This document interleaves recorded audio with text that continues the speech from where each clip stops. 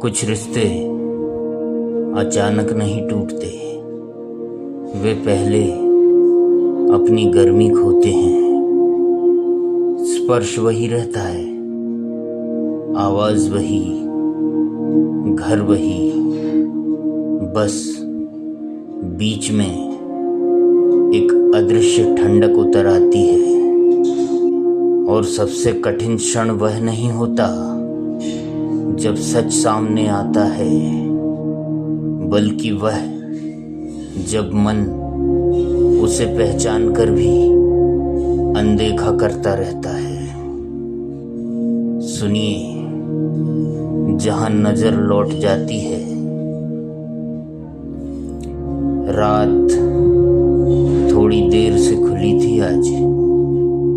दरवाजे का कुंडा धीरे घूमा, जैसे आवाज भी सवाल न बन जाए। तुम भीतर आई, कंधों पर बाहर की हवा थी और कपड़ों से एक नई सी खुशबू उठ रही थी, इतनी हल्की कि पकड़ी ना जाए, इतनी अलग कि पहचानी जाए। मैंने कुछ नहीं पूछा, बस टेबल पर रखे गिलास में पानी थोड़ा और नीचे उतर गया। तुम सीधे बाथरूम की तरफ चली गई।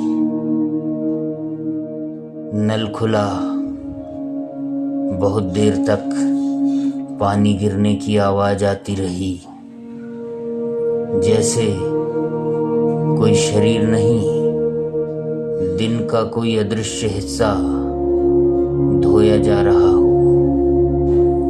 आईने पर भाप जम गई थी।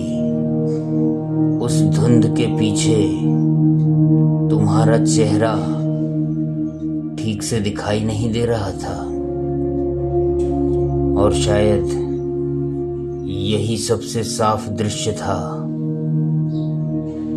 कमरे में लौटकर तुमने अचानक बहुत धीरे से पूछा, खाना खाया?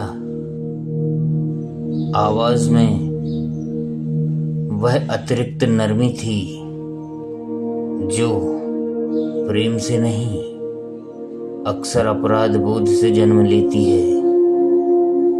मैंने सिर हिला दिया। फोन तुम्हारे हाथ में था। स्क्रीन की नीली रोशनी उंगलियों पर कांप रही थी। एक क्षण के लिए तुम्हारी आंखें चमकी, फिर फोन उल्टा रख दिया गया।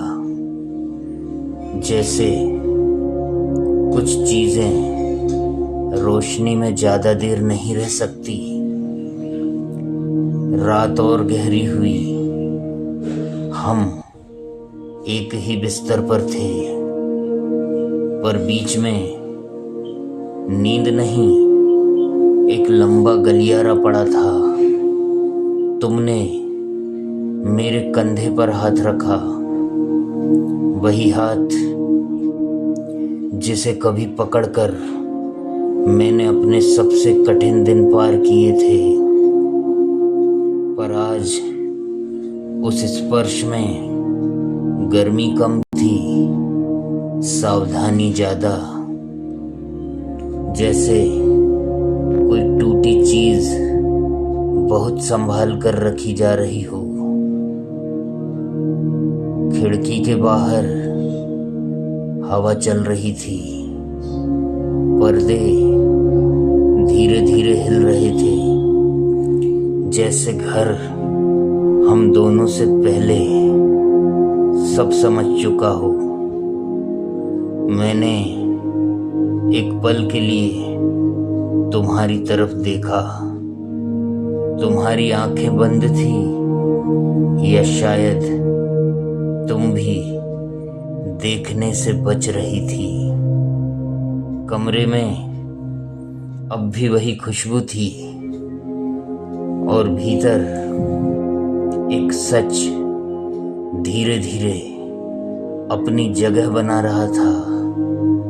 वह चीखता नहीं था, कोई आरोप नहीं लगाता था, बस हर बार नजर उठते ही थोड़ा सा लौट जाता था, जैसे मन अब भी अंतिम बार विश्वास बचाना चाहता हो।